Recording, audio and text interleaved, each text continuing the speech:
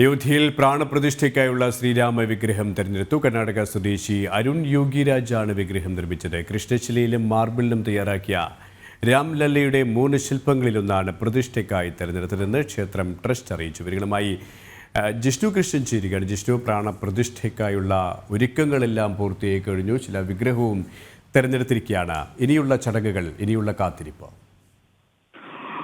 KP Ayodhya തീർത്തും ഉത്സവ ലഹരിയിലേക്ക് കടക്കുകയാണ്. അയോധ്യയിൽ രാംലല്ല പ്രതിഷ്ഠിതനാകാൻ പോകുന്നു. അതിന്റെ ക്രമീകരണങ്ങൾ നടക്കുകയാണ്. പ്രാണപ്രതിഷ്ഠ ചടങ്ങിനുള്ള തയ്യാറെടുപ്പുകൾ അന്തിമഘട്ടത്തിലാണ് എന്നുള്ളതാണ് തീർത്ഥക്ഷേത്ര ട്രസ്റ്റ് അറിയിച്ചിട്ടുള്ളത്. ഇപ്പോൾ അയോധ്യയിൽ രാമക്ഷേത്രത്തിൽ ശ്രീകോവിലിൽ പ്രാണപ്രതിഷ്ഠയ്ക്കായുള്ള രാംലല്ലയുടെ വിഗ്രഹം തെരഞ്ഞെടുത്തു എന്നുള്ളതാണ് ശ്രീരാമ ജന്മഭൂമി തീർത്ഥക്ഷേത്ര ട്രസ്റ്റ് അറിയിച്ചിട്ടുള്ളത്.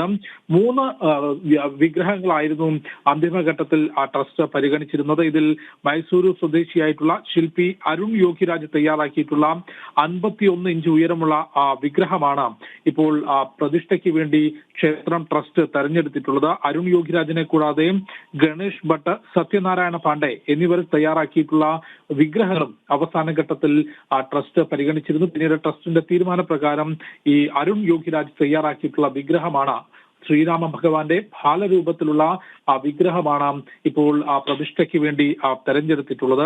ഒപ്പം ഈ അയോധ്യയിൽ ഈ പ്രാണപ്രതിഷ്ഠാ ചടങ്ങുകൾക്കുള്ള എല്ലാ ഒരുക്കങ്ങളും അന്തിമഘട്ടത്തിലാണ് എന്നുള്ളതും തീർത്ഥക്ഷേത്ര ട്രസ്റ്റ് വ്യക്തമാക്കിയിട്ടുണ്ട്.